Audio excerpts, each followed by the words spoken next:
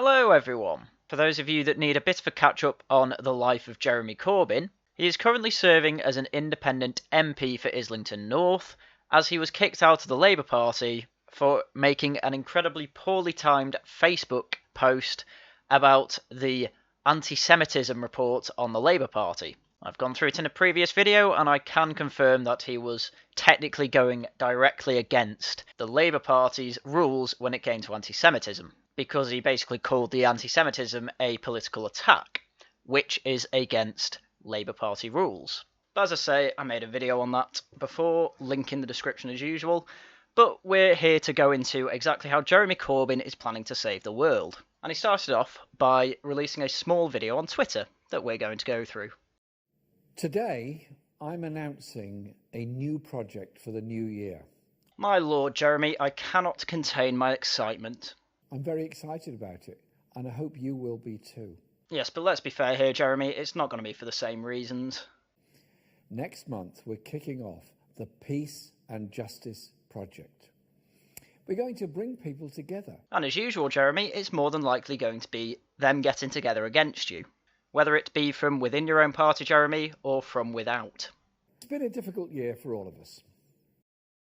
The coronavirus pandemic has exposed and deepened the scale of injustice and inequality in our society.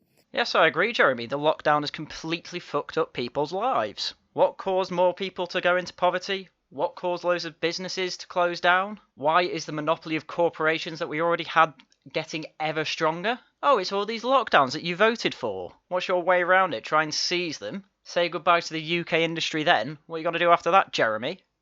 Its mishandling and devastating human consequences have shown the inability of our privatised, hollowed-out systems to meet the challenges of our time.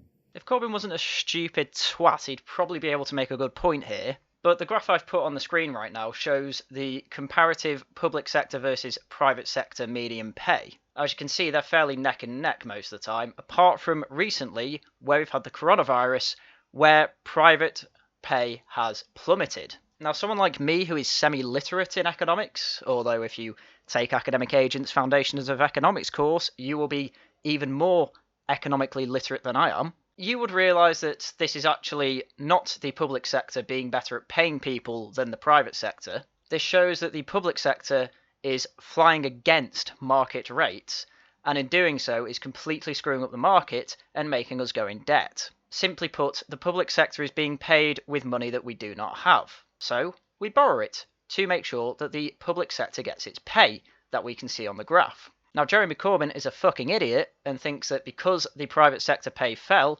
that means the private sector needs to be got rid of because it cannot guarantee your pay. Of course, when the public sector fully collapses, which it is inevitably going to do if things like that keep on happening, then he's going to need a damn good answer for how he's going to get the money to pay off all the debt that we then cannot pay off. The Black Lives Matters movement has fueled a global response to the scourge of racism. And they've got Frank Fielding, Sean Williams, Alex Pearce, John Daddy Babarton, Troy Parrott, Scalak, Alexander, Burry and Muller. Yeah, I'm afraid your average lad on the street doesn't have much good to say about that movement, Jeremy. Wildfires across Australia, Russia and the United States have driven home the fact that none of us are safe from the climate crisis. Taking better care of the forest would actually make sure that forest fires wouldn't go as out of control as they do. Blaming it all on man-made climate change is just a really stupid and simplified way of looking at the issue, but, you know, this is Jeremy Corbyn. Injustices and threats at home and abroad cannot be separated. Yeah, Jeremy, you're right. I never thought the injustice of a 7-year-old girl having her throat slashed by an Albanian would ever happen in the UK. I thought that would just only happen in Albania. So yeah, maybe we shouldn't import as many problems as we do. What's happened this year has shown us how connected we all are. This is just mindless virtue signalling. Oh, we actually don't need borders because we're all already connected. And as I said before, Jeremy, that's causing issues. We need solidarity beyond our borders and across communities to solve our common problems together. Can we get to the point, please? This is just so full of guff, I don't know what to take seriously. Because this being Jeremy Corbyn, unfortunately, is going to have a massive following in the UK, because we have a lot of idiot students and idiot socialists who would follow the magic grandpa everywhere he goes. The Peace and Justice Project is there to create space, hope and opportunity. For what? Again, this is just mindless virtue signalling. The project I, Jeremy Corbyn, have made is there for the good things in life. It's just not specific. I don't know what he's after. He's just pointed out problems and said, here's my project. It's for good things, not those bad things. Just doesn't mean anything. Come on, Jeremy, give me something. In January, I'll be able to say more when we have our launch event. Well, at least this won't be the last video I make on this. Who knows, maybe I could stream it. I'll be joined by some fantastic campaigners. That means you. I don't know, every campaign I've been a part of seems to get shot down. Free Dankula, Brexit, although that's up in the air at this point, reducing immigration. I don't know, I don't actually seem to be that good a campaigner, Jeremy, but thank you for the compliment. We're going to build something important together. This year, many of us have felt powerless in the face of forces beyond our control. It does not have to be like that. Things can, and they will, change. It is very odd how he can manage to promise all these things, and yet he's been kicked out of the second most powerful party in the UK after being ousted as its leader. So yeah, that was just a little tease, that video, but he does also have a website as well, where he goes into a bit more detail on his mission. So, the mission statement from the website: to bring people together for social and economic justice, peace and human rights in Britain and across the world. The Peace and Justice Project will back campaigns, commission reports, and develop progressive networks in Britain and across the world. The Peace and Justice Project will work with labour and social movements and provide platforms to those campaigning for change for the many, not the few. So it's got Corbyn's stamp all over it, as you'd expect, as for the many, not the few. I nearly said Jew. Not the few was his campaign slogan while he was Labour leader. But again, it just seems like a load of waffle so far at the moment. But luckily it does go into a bit of detail. From wars and pandemics to economic and environmental crises, the events of recent years have exposed the failure of our system. Inequality, insecurity and human rights abuses have increased. Domestic and international problems and injustices can no longer be separated. We need to build solidarity beyond borders and across communities and solve our common problems together. Jeremy Corbyn is a lifelong advocate of peace and socialism. After stepping down as leader of the Labour Party, he is using his experience and connections to create a platform, network and resource that can support campaigners for social justice and progressive change. Yet this is basically everything that the Labour Party was running on for the past few years. And they got absolutely annihilated by Boris Johnson's Tories. And I wouldn't even say the Tories were incredibly good, even at the time when they were better of campaigning. It seems to be post-COVID where they've really gone off the rails, though, to be honest, I think they were going to anyway. And finally, for the last 2 points of the mission statement, our areas of focus will be poverty, inequality, and corporate power, global cooperation and international peace, colonialism, and self-determination, democracy and human rights, and climate justice. I wonder if that self-determination will include the white majority in European countries. I wonder if they'll stop colonialism of enclaves being made in European countries. I wonder if, with inequality and corporate power, they will vote to allow small businesses to actually thrive instead of carrying on the lockdown. My God, the guy is a walking retard. The Peace and Justice Project will combine analysis, campaigning and networking. It will shine a light on injustices, offer space and hope to those driving change, and generate ideas for a future that works for the many, not the few. There you go again. It's very Jeremy Corbyn.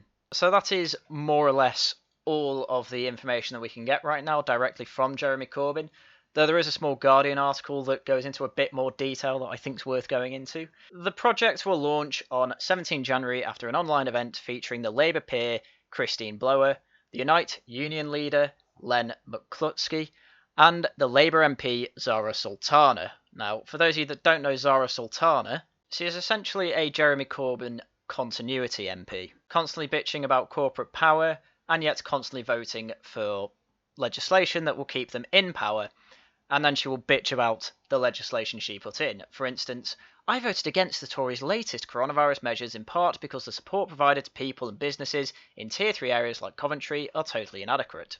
Although she put is totally inadequate. No.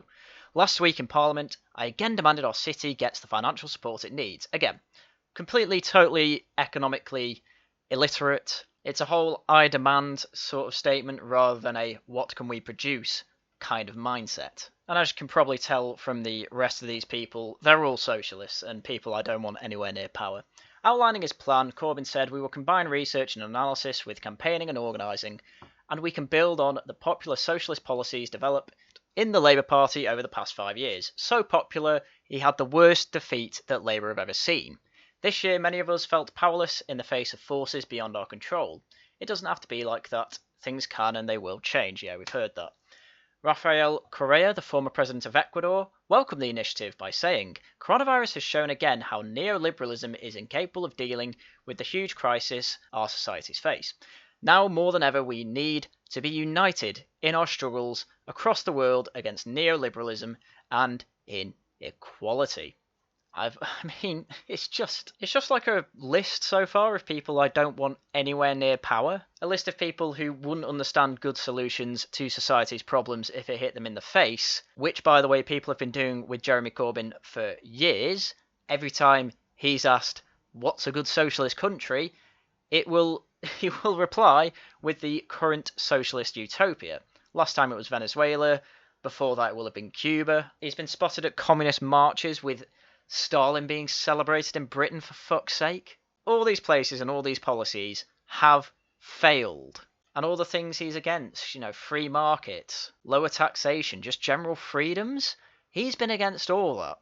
And he doesn't seem to be changing his tune now, so I cannot see this particular project being any different. So I'll keep a close eye on it.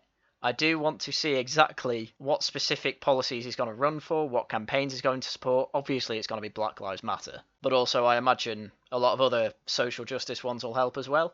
And we'll see how successful they are, because I get the feeling they will be. Because, as I say, Jeremy Corbyn is actually very popular with particular people, particularly university students. And the thing with university students is quite a lot who support Corbyn do tend to stay in and do PhDs and things like that.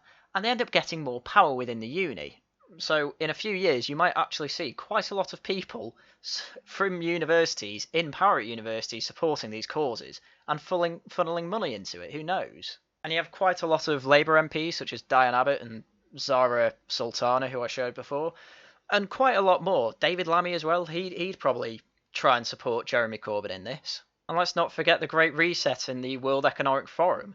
Jeremy Corbyn is unironically probably going to be supported by that or support the Great Reset at some point. Because he's constantly going on about change and how the system we have isn't working, which I totally agree with, but for completely different reasons. That doesn't mean I want a Great Reset, because a Great Reset implies revolution, and the last thing I want is a revolution, because they very, very rarely turn out successful. So it is a worrying thing, and even though it's just started, I do think it's worth keeping an eye on, but there's not a lot to go off here, so that's all I've got for you for today, I'm afraid. But, as usual, thank you very much for watching, and until next time, goodbye.